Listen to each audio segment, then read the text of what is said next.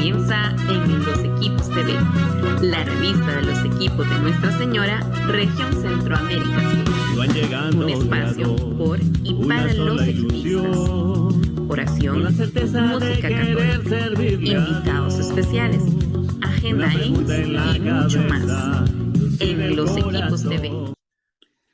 ¿Qué tal, amigos de Los Equipos TV? Bienvenidos a una edición más de la revista informativa de los equipos de Nuestra Señora, Región Centroamérica Sur, esta vez con nuestro programa correspondiente al mes de junio del año 2023. Como siempre, el abrazo fraterno y cordial hasta donde usted se encuentre y, por supuesto, el abrazo y el saludo cordial y fraterno para nuestro copresentador estrella, don Víctor Manuel Guillén y Ulate. Don Víctor, ¿cómo le ha ido? ¿Qué tal?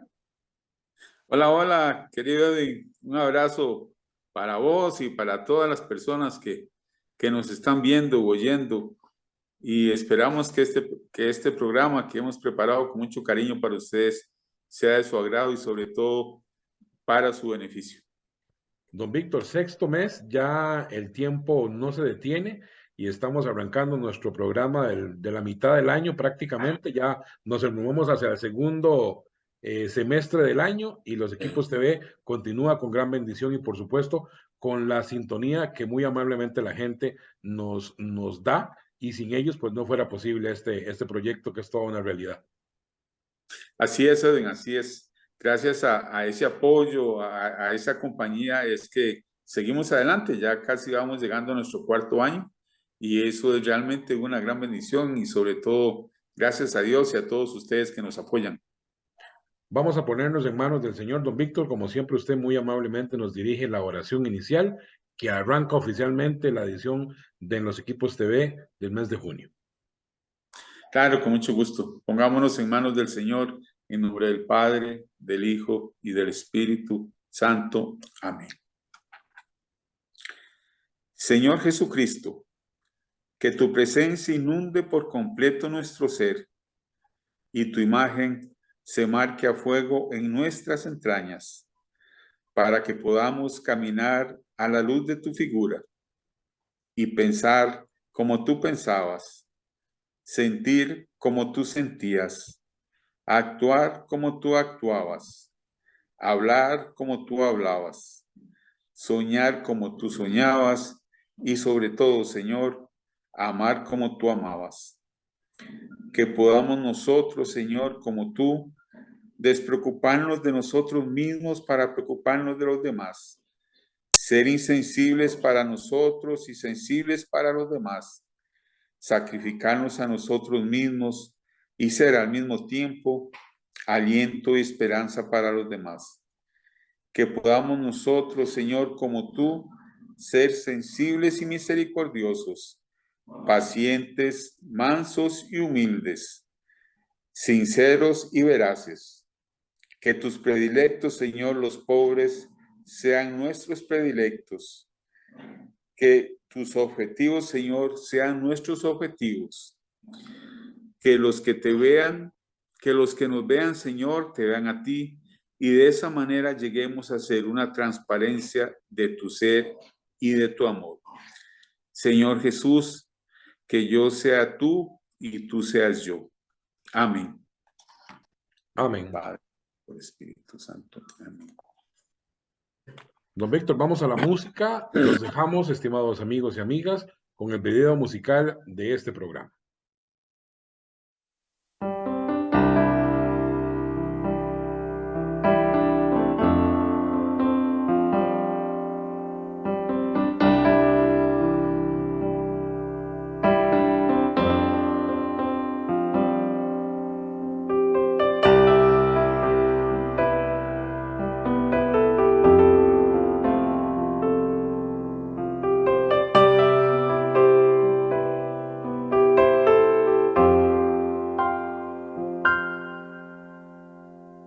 El Espíritu de Dios está en este lugar.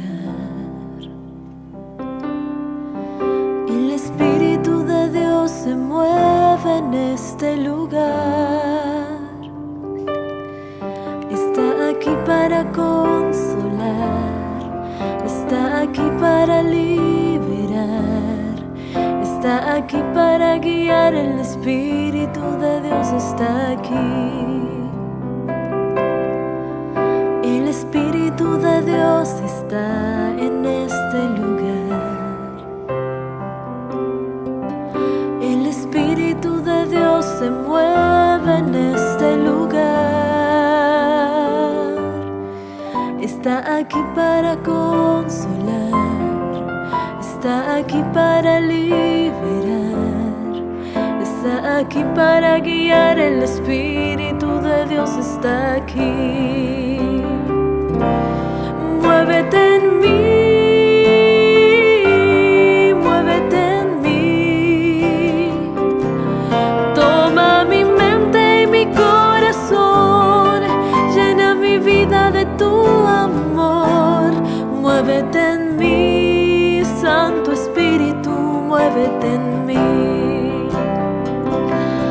Muévete en mí, muévete en mí. Toma mi mente y mi corazón, llena mi vida de tu amor. Muévete en mí, Santo Espíritu, muévete en mí.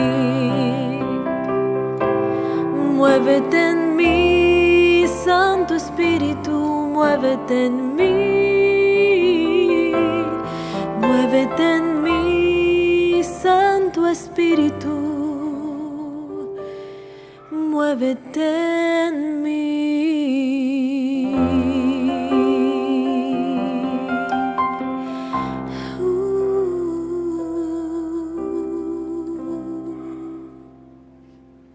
Amigos de Los Equipos TV, ha llegado el momento de nuestro tema importante de fondo de este programa y es precisamente la entrevista.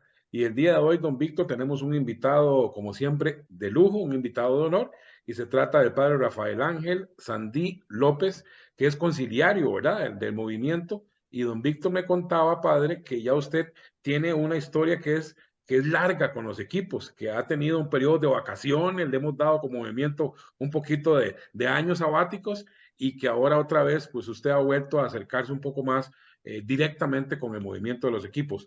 Queremos darle la bienvenida, padre Rafael, y queremos primero conocer al padre Rafael como persona, de dónde es, cómo es su núcleo familiar, dónde nació, y ya después nos iremos adentrando en la parte más de la relación del padre con la iglesia y con los equipos. Pero primero conozcamos a Rafael Ángel sin padre. Ok. No, pues un placer, un gusto, de verdad, compartir con ustedes, siempre lo es.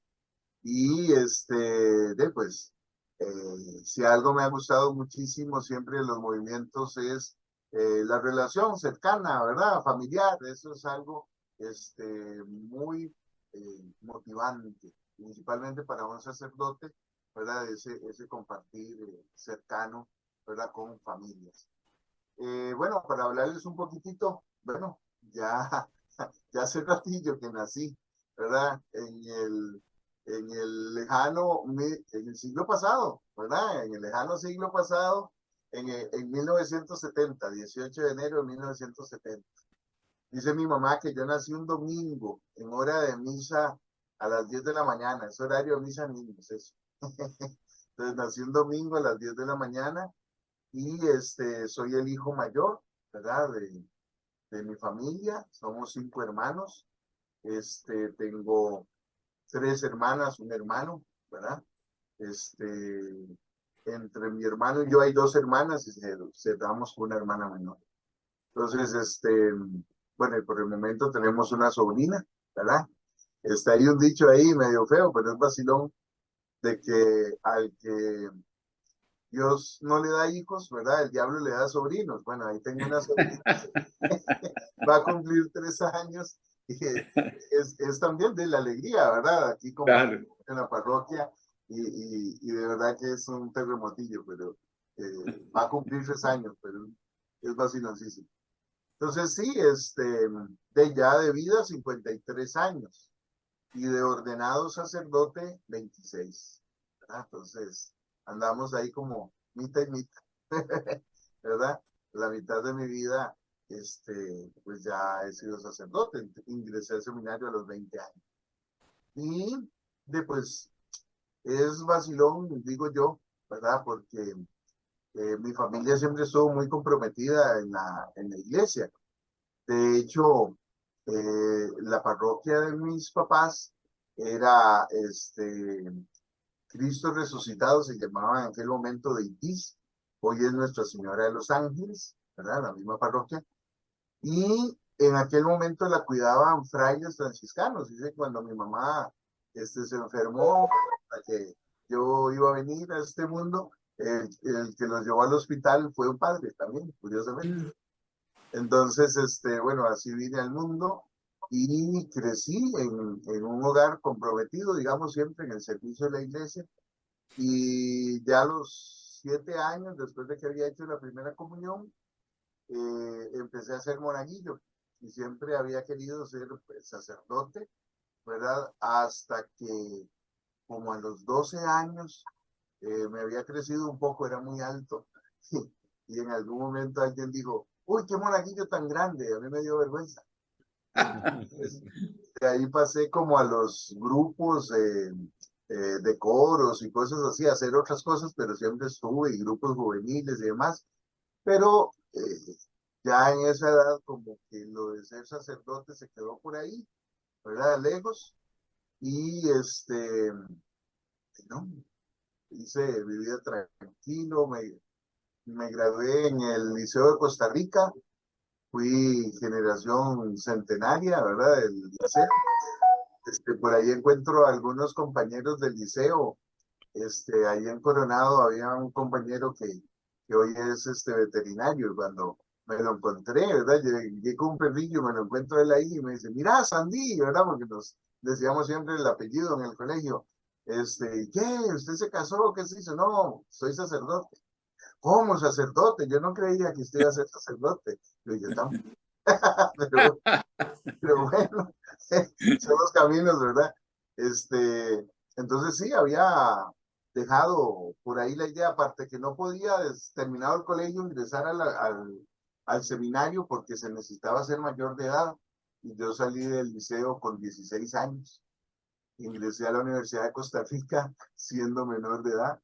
Entonces, ahí estuve, estuve estudiando varias, llevé generales, empecé a estudiar matemáticas y ahí estaba por ahí muy contento, muy tranquilo, pero sí, empezó la situación como ese gusanillo otra vez de la vocación.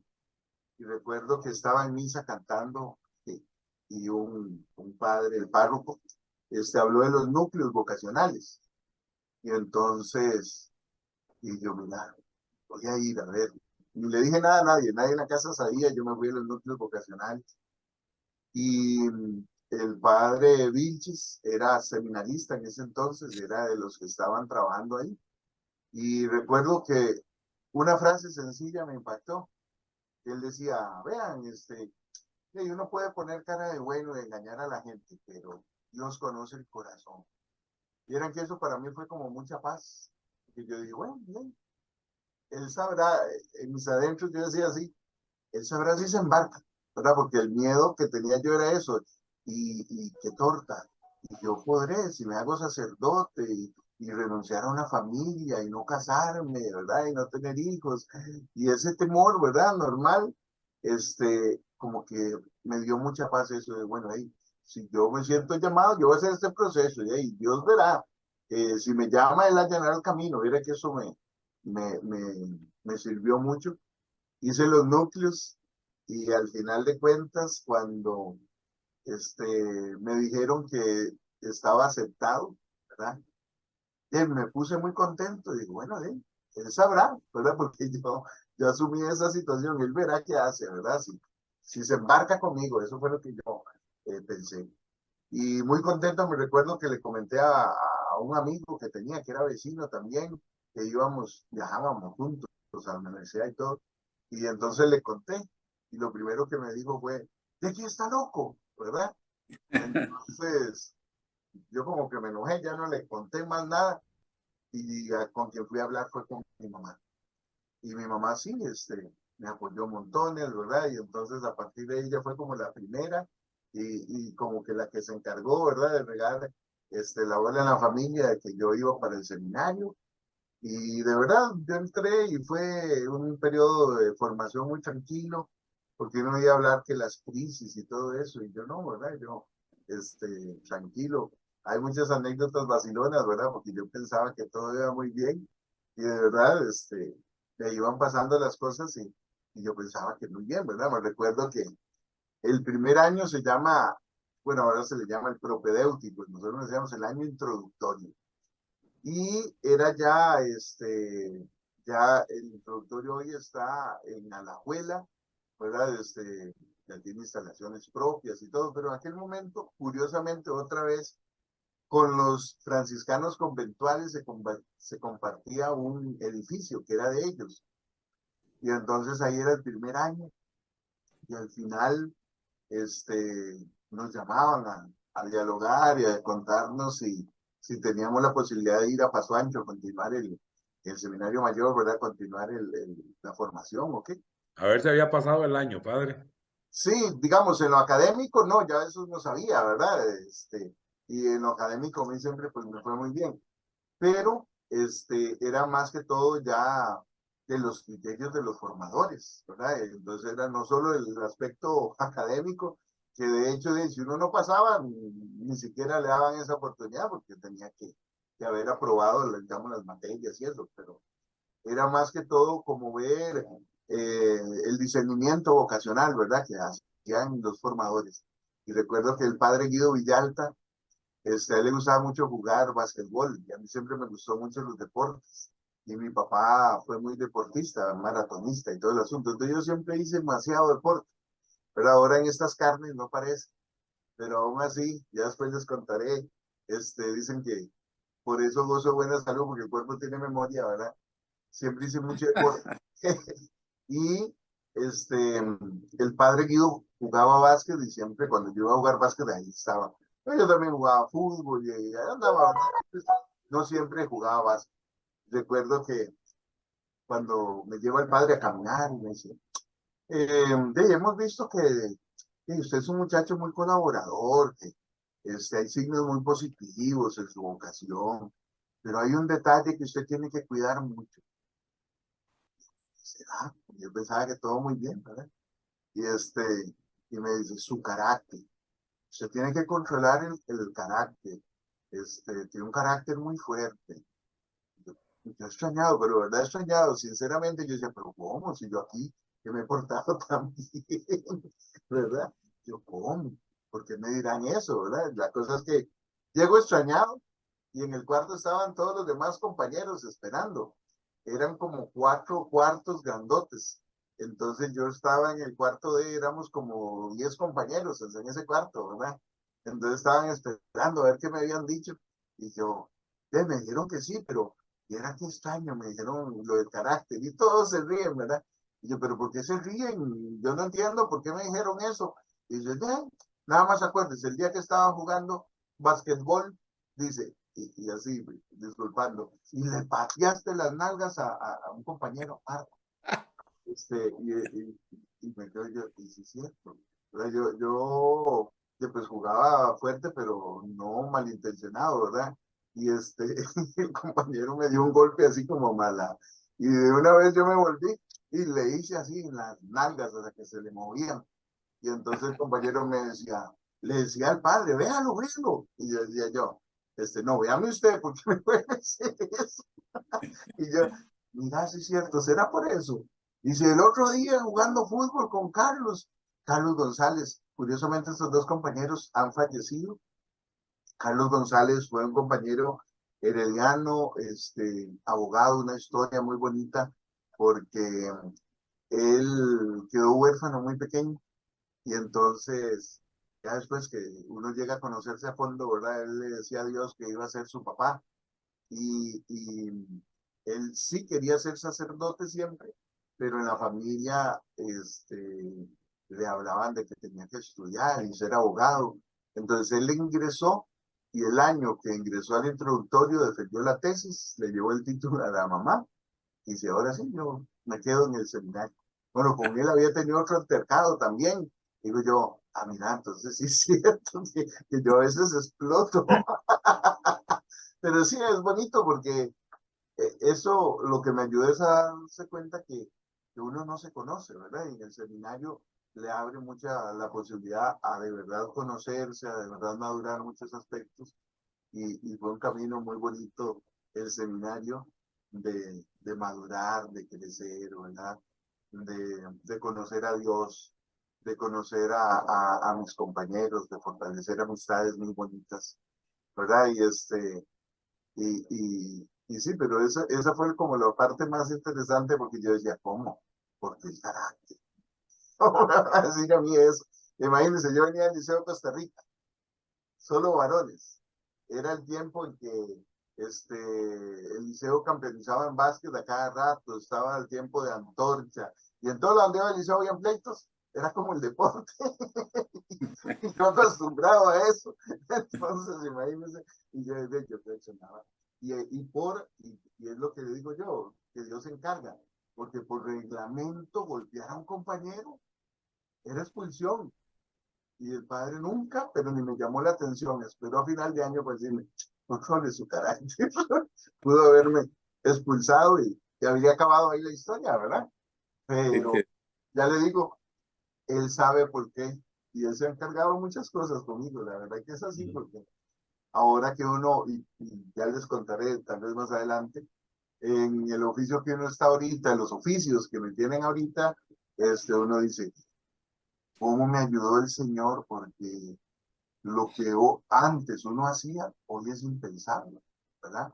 Hoy hay que cuidarse tanto, hoy hay que mantener cierta distancia, ciertos protocolos de orden y de todo, porque es muy riesgoso, de verdad, la situación. Y uno, en cambio, no, ¿verdad? Uno se daba por completo, sin malicia, sin pensar nada, y uno decía, no, Dios guarde, ¿verdad? Como era yo en aquel entonces, lo que hubiera pasado. Claro, lo que me ha librado el Señor. Entonces, de verdad que Él ha sido el que ha allanado el camino. Entonces, así fue mi camino, mi discernimiento, primero vocacional.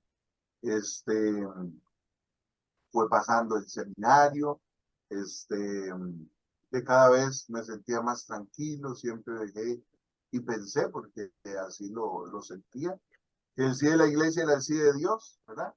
Y así llegué a la ordenación. Con cosas en qué parroquias ha estado usted, padre? Bueno, mi primer parroquia, bueno, fue interesante, incluso la fecha de ordenación. Ustedes, a ver si ustedes saben, por lo general, ¿en qué fechas ustedes celebran los aniversarios de los curas de ordenación diocesana? El 8 de diciembre es, ¿no? 8 de diciembre, ¿verdad? La gran mayoría de los sacerdotes en Costa Rica se han ordenado el 8 de diciembre, el 7, el 6, ¿verdad? Porque era el sábado más cercano al Día de la Inmaculada. Y yo no.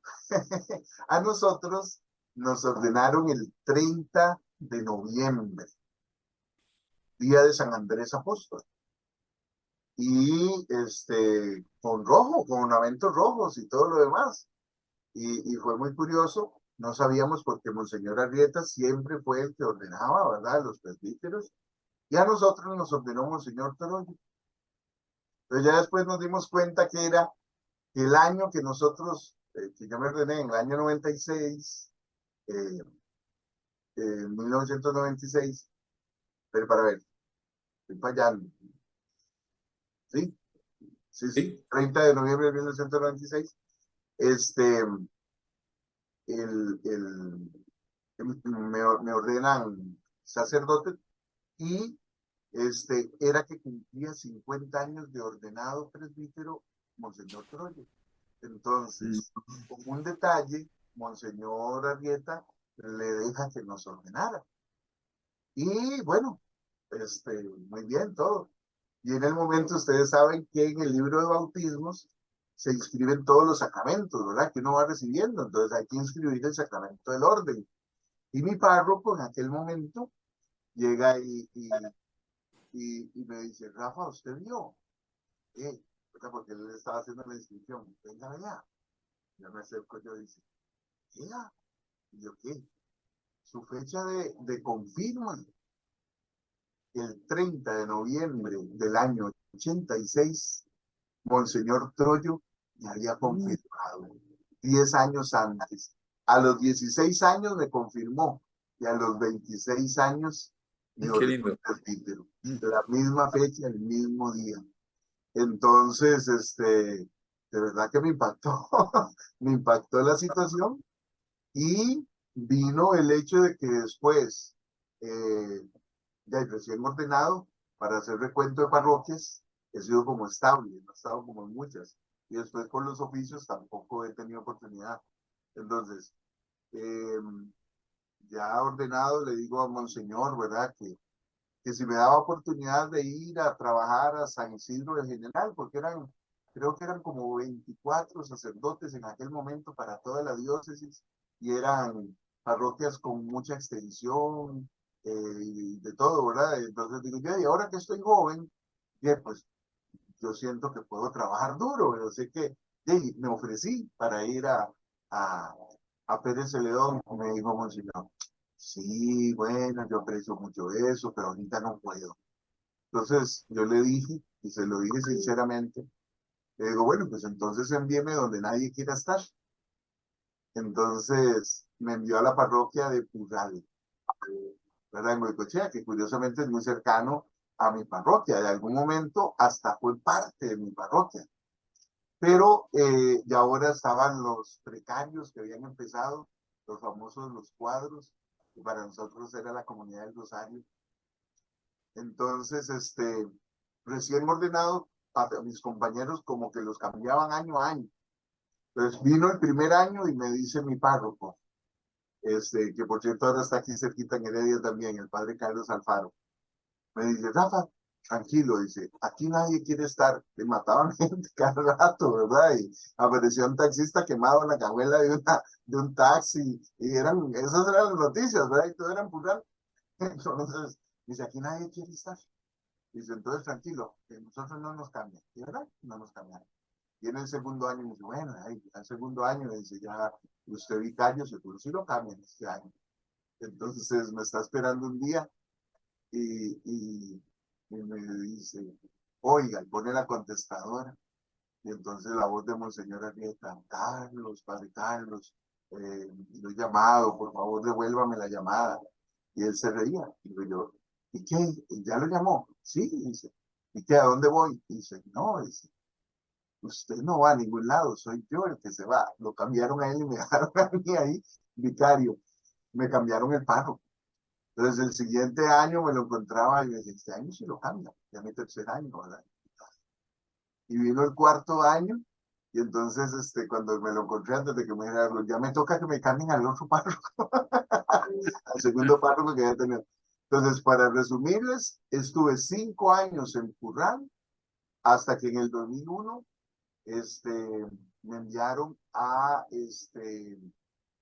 estudiar a Roma Derecho Canónico. Monseñor Quirós, que fue mi profesor de Derecho Canónico, y cuando yo hice el curso, a algunos nos dijo que si le podíamos ayudar a tomar declaraciones. Entonces fue antes de ordenarme diácono, todavía en el seminario, yo empecé a trabajar en el tribunal.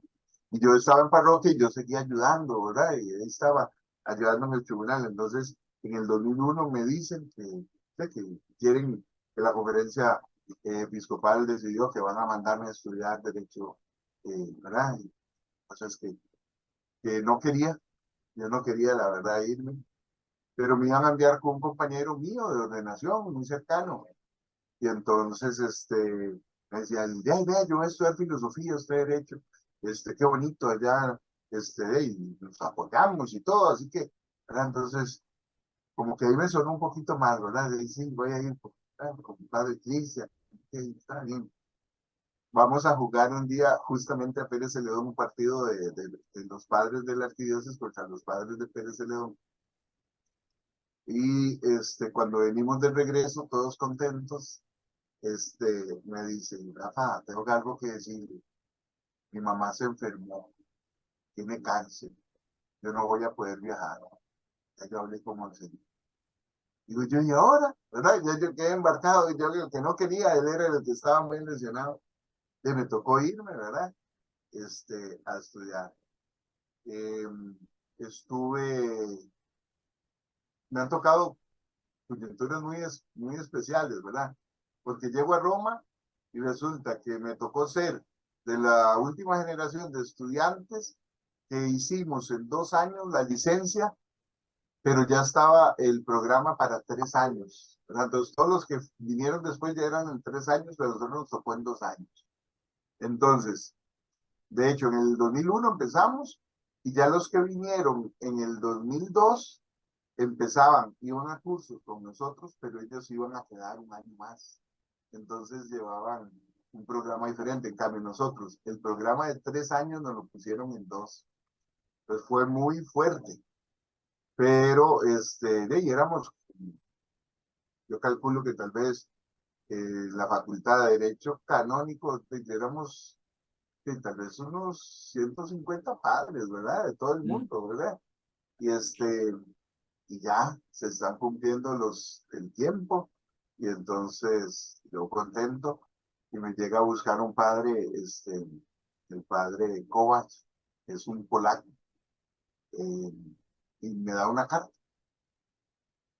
Y la carta me decían que hay un curso de jurisprudencia, era para el obispo, y se admitían 12, hay 12 cupos nada más en la Universidad Gregoriana para la jurisprudencia.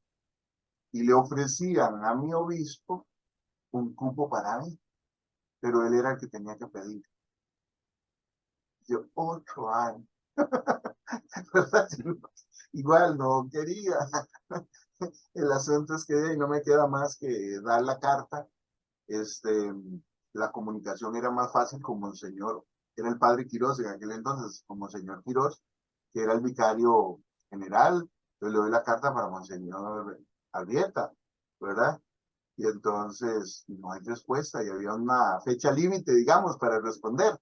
Y pasaba el tiempo y yo, no hay respuesta, y no hay respuesta. Y me acuerdo que ya se pasó, se venció, ¿verdad?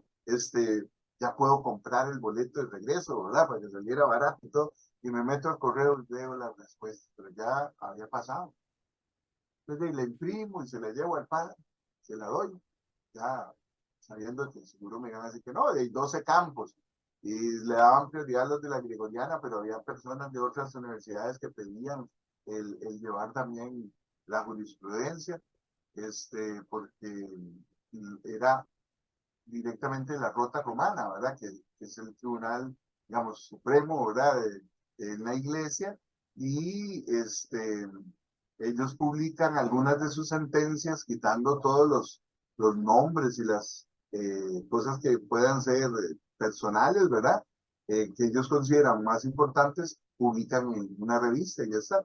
Cambio, la Gregoriana tenía todas las sentencias de la Rota Romana, y venían jueces de la Rota Romana a darnos clases, y muchos eran los autores de los libros con que habíamos estudiado.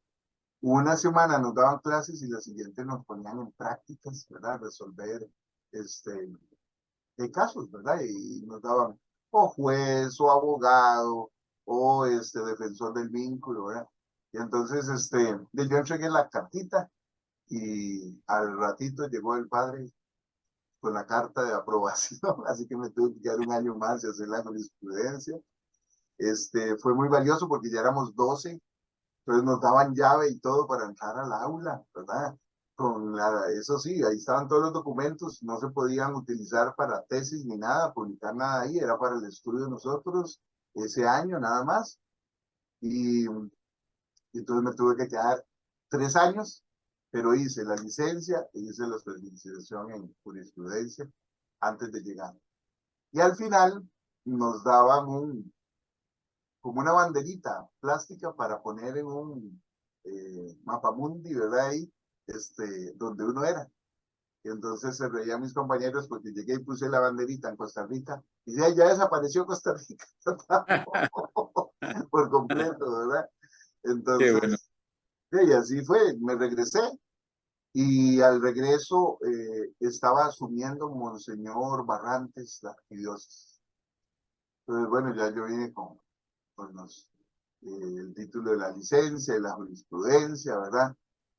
Monseñor Barrantes también había estudiado Derecho Canónico.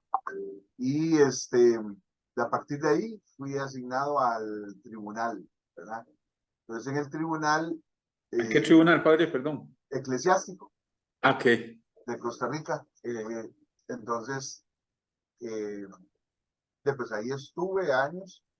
Me dejaron de residente en San Pedro. Entonces, estaba en parroquia, pero como residente.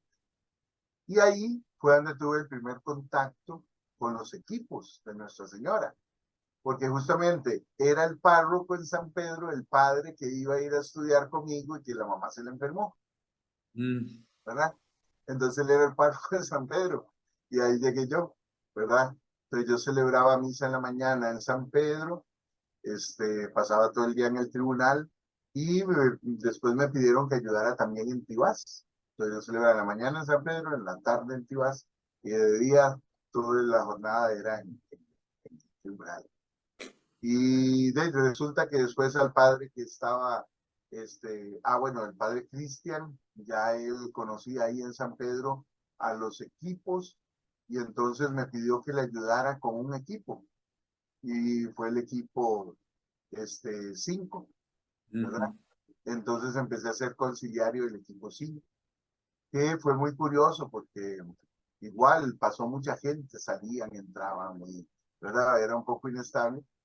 Y llegó el momento en que, bueno, cambian al párroco, lo mandan a estudiar a él, ahora lo mandaron a estudiar, ya la mamá había muerto, entonces siempre fue a estudiar filosofía, me pusieron otro párroco. La cosa es que me quedé 5 años en San Pedro y pasaron 3 párrocos, ¿verdad? Había estado 5 años en Curral con 2 párrocos, estuve 5 años en San Pedro con 3 párrocos. Y después me pasan de residente a Tibás. Y ahí en Tibás, igual, ¿verdad? El presidente ya era apoyar más la parroquia. Había ya, estando en Tibás, quedé como vicario judicial del tribunal. Fue un tiempo muy difícil porque no había casi sacerdotes que ayudaran. Entonces casi que me quedé solo en el tribunal. Y era primera y segunda instancia, fue tiempos muy duros. Entonces, en algún momento, y fue cuando salí de los equipos, por ejemplo, ahora la ley se modificó, el Papa Francisco, con una sola sentencia se puede declarar la nulidad, pero la ley era, para que hubiera declaración de nulidad tenía que haber doble sentencia conforme, es decir, en primera instancia se daba la sentencia, podíamos ser jueces únicos, digamos, tribunales pequeños donde no hay mucho personal, solo un juez lo ve, hace su sentencia, pero en segunda instancia era un colegio, ¿verdad? El colegio más pequeño son 3 jueces que revisan la sentencia y entonces hacen un decreto de aprobación o no, ¿verdad? De las causales que se dan ahí. Entonces, si concuerdan, entonces ya se declara la nulidad y si no, ¿verdad? Por ejemplo, si la sentencia fue afirmativa a la nulidad y ellos consideran que no, o consideran que sí, pero bajo otra causal que no se invocó, entonces iba a la rota romana, digamos, ahí era donde tenía que ser juzgado. Entonces, para poder, digamos, salir adelante con los votos de la segunda instancia, había veces que yo me tenía que quedar toda la noche trabajando para poder reunirme, ¿verdad? Tener todo listo para cuando se reunía segunda instancia que pudiéramos sacar. Entonces, por esa razón, salí de los equipos, ¿verdad? No, realmente no podía, fue tiempos muy duros. Ya de ahí, de Tibás, pasé para Santa Marta y como residente. Entonces ahí estuve un tiempo en Santa Marta y ya después de aquí vine a mi primer parroquia como párroco, que es justamente aquí San Josecito de San Isidro de Bello, ¿verdad? Que es una parroquia pequeñita, pero igual, Monseñor, no era que tuviera pensado darme parroquia, ¿verdad? Sino que resulta que estaba la emergencia y había que poner un párroco acá. incluso iba a poner al padre Francisco, que es el ceremoniero de él, y era en una Semana Santa. Yo llegué para un sábado antes de Domingo Ramos, y le dijo al padre Francisco que venía para acá de párroco, y dice el padre Francisco, bueno, dice, ¿y que me voy antes o después de la Semana Santa? Entonces, ya pensó mucho, oh no, ¿cómo me quedo sin ceremoniero, verdad? Entonces me dijeron a mí, y entonces desde entonces estoy aquí muy contento, ¿verdad? No puedo reclamar nada, porque si reclamo, lo que dirán es, bueno, la parroquia, ¿verdad? Estoy con diferentes oficios en la curia de canciller y de oficial de asuntos sacramentales, de encargado del archivo arquidiocesano, histórico arquidiocesano.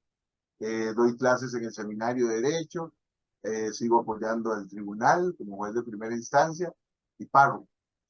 Pero las parroquias chiquiticas a veces demandan más trabajo, ¿verdad? Piensan, pequeñita es menos. No, en una parroquia grande hay de todo. En una parroquia pequeñita el cura tiene que suplir muchas cosas, ¿verdad? Entonces, pero feliz, ¿verdad? Por el lado de la parroquia. Y aquí fue el retorno a los equipos, ¿verdad? De hecho, ya estando aquí de párroco y conociendo el movimiento, y había vuelto con el equipo 5, entonces eh, ya empezamos a ver cómo se hacía, y aquí hay un equipo en pilotaje, ¿verdad? Que está, que va, ahora soy conciliario de ellos, ¿verdad?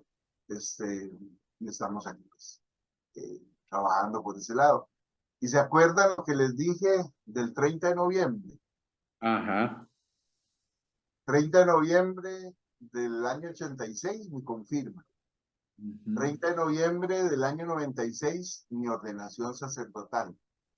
30 de noviembre del año 2001, ya estaba yo estudiando en Roma y llegaron los obispos a la visita al Límina.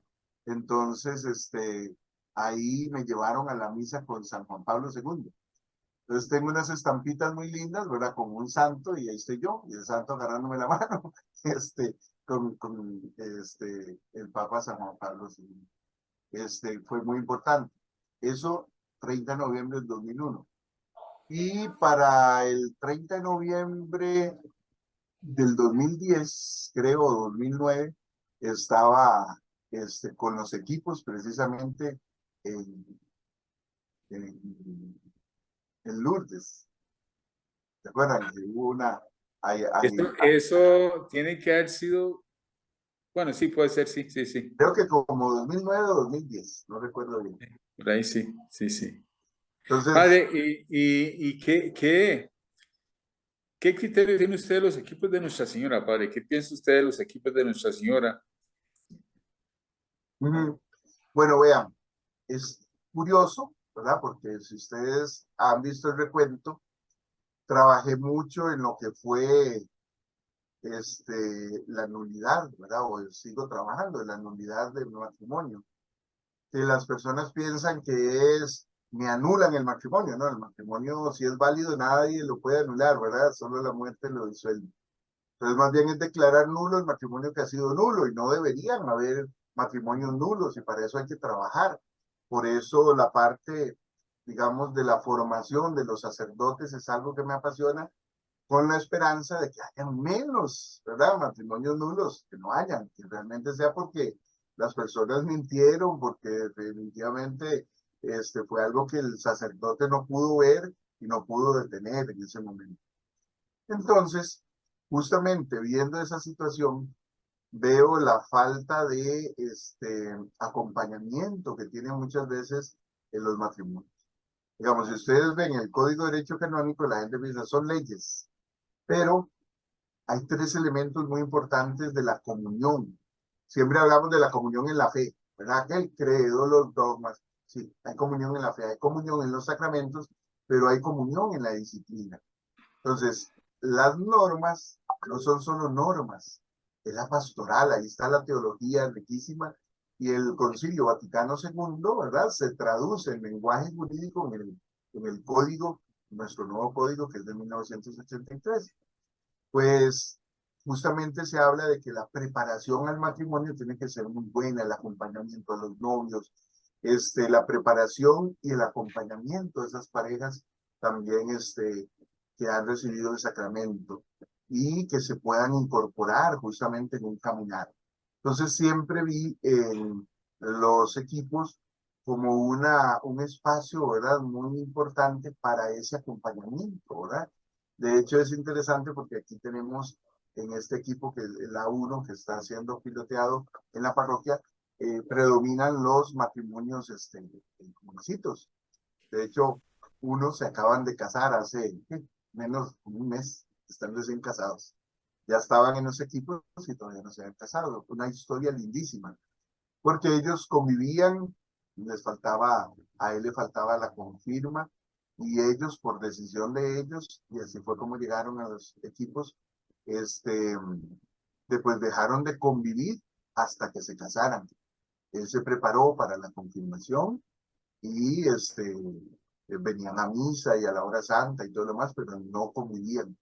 Y así estuvieron formándose ahí en los equipos y hace un mes, ¿verdad? Se casaron. Entonces, es una historia muy bonita, ¿verdad? También, de esas que le alegran a uno montones y le dan esperanza, porque yo lidio también con cosas muy feas, ¿verdad? Con la gente que está viendo las cosas solamente, yo los llamo los coleccionadores de sacramentos, ¿verdad? En las presentaciones matrimoniales y todo uno les pregunta, pero ¿por qué usted quiere un sacramento si usted no tiene una vida de fe? ¿Verdad? Ah, es que quiero hacer las cosas bien, quiero la bendición de Dios. Pero no, si usted quiere hacer las cosas bien, primero es su relación con Dios y después pide un sacramento. Pero lo hacen al revés, ponen la carreta delante de los bueyes, ¿verdad? Y hay cosas increíbles, ¿verdad? Que uno en una presentación dice jamás. Por ejemplo, me pasó, que tiene uno que decir, no, en este momento no se pueden casar. ¿Pero por qué? Porque tienen 3 meses de conocerse. Oye, personas grandes.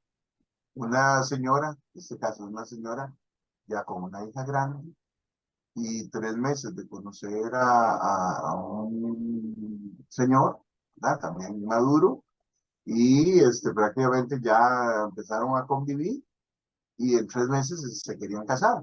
Y él tenía, el último hijo tenía 9 meses. En esas circunstancias se venían a casar. ¿Cómo y por qué no nos podemos casar ilusionados ahorita? ¿Qué diferencia hay que nos casamos ahorita ilusionados dentro de un año? No, que tienen que casarse convencidos, no ilusionados. Y 3 meses, ¿cuál conocimiento hay? ¿Verdad? Simplemente es una pasión. Entonces, a veces nos toca a los sacerdotes y no, eso no se puede. Y nos acusan con el obispo y todo lo demás, porque ya de él nos apoyan. No, yo me atengo al criterio de mis sacerdotes. Y no es que se le está negando el derecho al matrimonio, es que se está posponiendo por el corto tiempo que tienen de conocerse. Y después el tiempo da la razón, ¿verdad? Cuando ya no funcionan las banderas, sí, claro, tiene razón. Pero de momento uno es el peor. Entonces, con todo ese contacto de cosas negativas, justamente los equipos me han servido a mí para entender, ¿verdad? Justamente lo que pensaba el padre Tafarel, ¿verdad? Qué bonito binomio entre el sacramento del matrimonio y del orden, ¿verdad? Porque también está el mito de que sabe el padre de matrimonio, si no es casado, ¿verdad? Han oído. Y bueno, pues resulta que cada quien sabe de su matrimonio, pero el padre, y un caso como yo, de nulidades, de esto, conozco un matrimonio de casi que millones de gente, porque de verdad que es muchísimo, ¿verdad? Miles de personas que de verdad que uno conoció su matrimonio, cómo llegaron, los errores que cometieron en la dirección espiritual, en el acompañamiento de los matrimonios, uno se da cuenta en las celebraciones de los matrimonios, en hacer las presentaciones. Entonces, realmente que uno conoce el matrimonio por ese lado, aparte que viene de una familia, que eso es otra cosa muy importante, ¿verdad? Que las vocaciones se dan en la familia, y por eso hay que cultivar familias santas, para que hayan santas vocaciones. Y de los equipos yo he visto justamente ese apoyo que los matrimonios necesitan para mantenerse, ¿verdad? Y todos los elementos del diálogo, de la oración, ¿verdad? De justamente el saber y aprender a poner enfrente, ¿verdad?, las situaciones, a resolverlas, a ir creciendo, ¿verdad?, mantenerse con sus reglas de vida, ir avanzando, ir formándose, el apoyarse también y dejarse apoyar y acompañar por su equipo, ¿verdad?, por su conciliario, los que tienen la dicha de poderlo tener,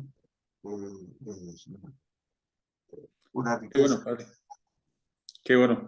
Edwin, no sé si querés preguntarle vos algo al padre para terminar.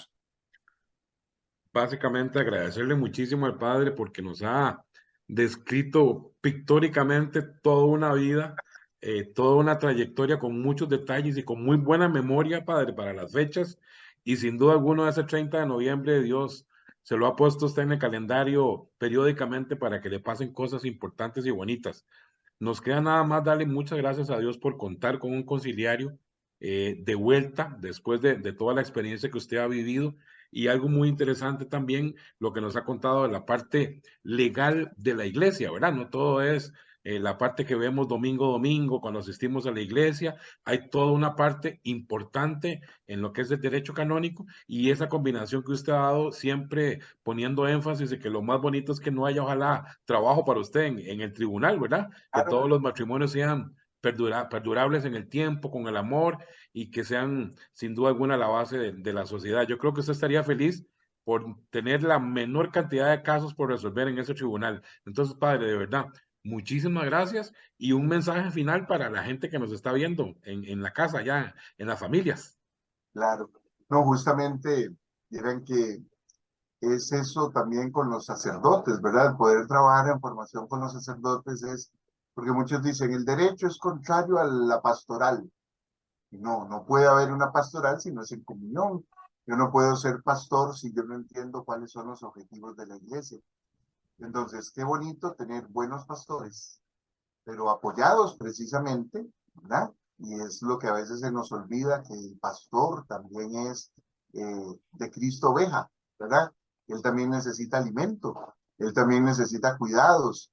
Y sí, por supuesto, eh, así como somos todos de Cristo ovejitas, el que es la puerta del rebaño, esta Pascua fue muy linda esa imagen, el que es la puerta del redil, ¿verdad? Por donde entramos a recoger nuestro rebaño, la familia a recoger sus hijitos y de llevarlos también a los pastos seguros, ¿verdad? Entonces es esa combinación, ¿verdad? De que todos somos de alguna manera pastores y todos somos también rebaño del Señor. Entonces, qué importante entender, ¿verdad? Que es en las familias donde se van a dar esas vocaciones. Qué importante entender que es una riqueza para las familias el sacerdote, pero también para el sacerdote es una riqueza las familias, ¿verdad? Y el tener ese contacto, desde la alegría de los chiquillos, de los hijos, ¿verdad? De tener, hermanos, sí, amigos, igual, las esposas de estos hermanos, amigos también, que son una bendición también para uno, ¿verdad? Es un poco la promesa del Señor. Ustedes dejan hijos, padres, madres, hermanos y reciben 100 veces más. Es de verdad. Y les puedo decir que es 100% real, que el Señor nos da muchas madres y padres y hermanos y hasta esposas, ¿verdad? Aunque en otro sentido, ¿verdad? Para orientar y muchísimos hijos, ¿verdad? Para realmente cuidarlos. Entonces, qué importante es, de verdad, descubrir el valor de la vocación de todo tipo. Vocación, en este caso al matrimonio, ¿verdad? Y las demás vocaciones que saldrán de la familia. Dios es tan grande que lo único que no puede hacer, el que todo lo puede, es dejar de amarnos, porque no nos ama por ser buenos, sino porque Él es bueno. Y Él ha querido que probemos esa estabilidad de su amor en la familia. Y esa es la gran crisis de hoy. Se habla de la crisis del matrimonio. Y yo que veo la nulidad y todo eso, el matrimonio no está en crisis. Los que están en crisis son los que vienen a pedir el matrimonio sin estar preparados, pensando que los sacramentos son mágicos. No, el sacramento opera su gracia en quien está dispuesto, en quien está preparado. Entonces tenemos justamente que hacer esto, alimentarnos de verdad, entender todo lo que estos días hemos podido meditar. La Pascua es para encontrarnos con Jesús vivo, resucitado. Si yo no he encontrado a Jesús, yo no puedo decir que soy cristiano. Uno dice, muchos dicen, es que yo tengo mucha fe, pero al decir tengo mucha fe, lo que estoy creyendo es que Jesús está ahí para corregir todo lo que yo haga mal, para hacer lo que yo necesite en cualquier momento.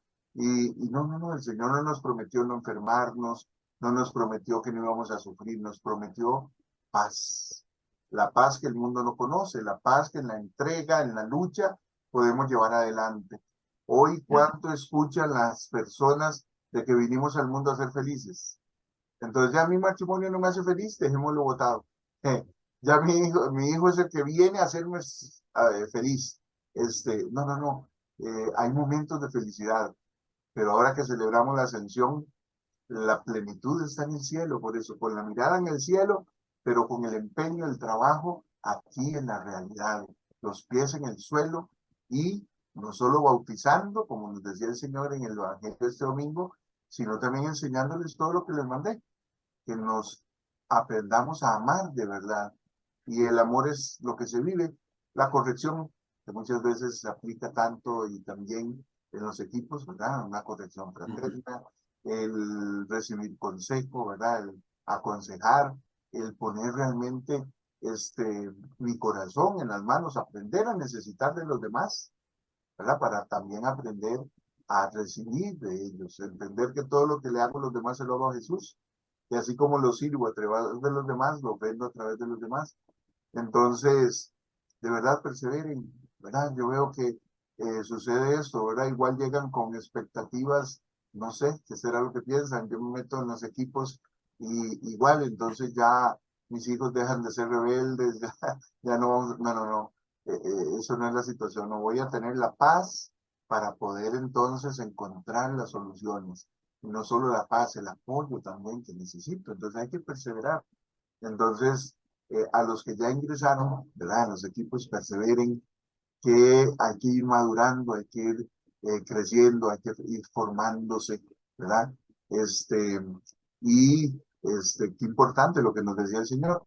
Si yo no me he encontrado con Él, no me va a interesar buscar a mi hermano y contarle, atraerlo hacia Él, ¿verdad? Lo que decíamos, no hay cristiano que sea nada más un expectante, todos somos misioneros. A San Pablo le decían, ¿y usted? Y es que él me salió al encuentro, siendo yo un insolente, un perseguidor, me llamó a ser apóstol. Si a nosotros nos preguntan, ¿y usted por qué es cristiano? Sí, porque mi mamá me bautizó, dicen. No me acuerdo, siempre me bautizó. Sí. Entonces, esa es la experiencia que propician los equipos de Nuestra Señora. Amar a Jesús y amarnos, ¿verdad? En Jesús. Yo creo que eso Qué lindo, Padre. Qué lindo, Padre. Muchas gracias. Padre, pues reiterarle el agradecimiento que ya le hizo Edwin y tal vez pedirle para terminar que nos regale su bendición para nosotros y para todas las personas que van a estar en contacto en el programa, Padre. Claro que sí. En el nombre del Padre, y del Hijo, y del Espíritu Santo. Amén. Señor Jesús, tú que eres el amor, tú que eres el Espíritu de la verdad que habita en nuestros corazones, tú que eres el aliento de vida y el camino que nos conduce al Padre. Ayúdanos a perseverar en seguirte, ayúdanos a realmente creer en ti, y que sea la luz de tu verdad la que nos haga libres, y que sea la vida que nos prometes la que nosotros anhelemos, que podamos caminar con nuestra mirada en el cielo, transformando la realidad en lo que tú quieres que sea.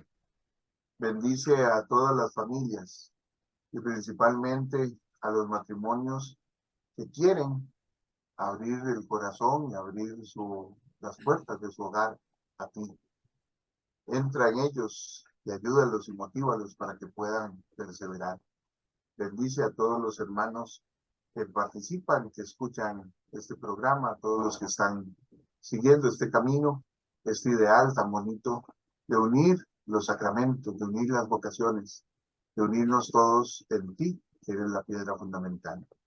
Y la bendición de Dios Todopoderoso, que es Padre, Hijo y Espíritu Santo, descienda sobre todos ustedes, sus familias, sus hijos, hoy y siempre. Amén. Amén. Amén. Bueno, queridos hermanos, queridas hermanas, este ha sido nuestro programa para el mes de junio. Esperamos que sea de su complacencia y sobre todo que sea de su beneficio. Lo hemos preparado con mucho cariño y por eso le agradecemos al Padre Rafa que nos ha acompañado y a todos ustedes de antemano por el apoyo que nos dan siempre. Que Dios los guarde y los proteja siempre. Un gran abrazo. Don Víctor, estamos completamente de acuerdo con usted, por supuesto. Estamos en el tiempo de llenar la encuesta Soy Equipista, ¿verdad?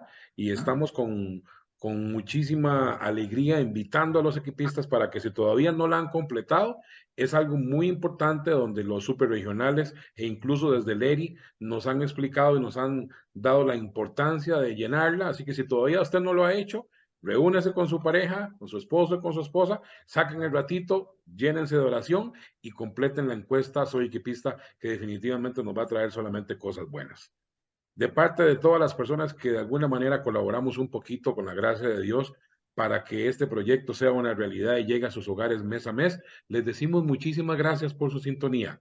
Bendiciones y nos encontraremos acá en un mes, si Dios así lo permite. De parte de don Víctor Manuel Guillén, doña Deyanira allá en el cielo, mi esposa Carolina, nuestros hijos, Charlie y Katia que amablemente coordinan este espacio, será hasta dentro de un mes. Muchísimas gracias y bendiciones. Pura vida. Hasta luego. Hasta luego todos. Dios los bendiga. Señor, se alegra mi espíritu en Dios mi Salvador, porque ha mirado la humillación de su esclavo. Desde ahora me felicitarán todas las generaciones, porque el Poderoso ha hecho obras grandes por mí. Su nombre es santo, y su misericordia llega a sus fieles de generación en generación.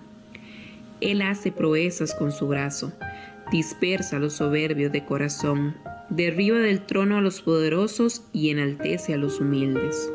A los hambrientos los colma de bienes y a los ricos despide vacíos. Auxilia a Israel su siervo, acordándose de la misericordia como lo había prometido a nuestros padres, en favor de Abraham y su descendencia por siempre. Gloria al Padre, gloria al Hijo y gloria al Espíritu Santo, como era en un principio, ahora y siempre, por los siglos de los siglos. Amén. Virgen de los hogares, ruega por nosotros. Sagrada Familia, ruega por nosotros. Hasta aquí en Los Equipos TV, la revista de los equipos de Nuestra Señora, Región Centroamérica Sur. Van llegando de a dos, una sola ilusión, con la certeza de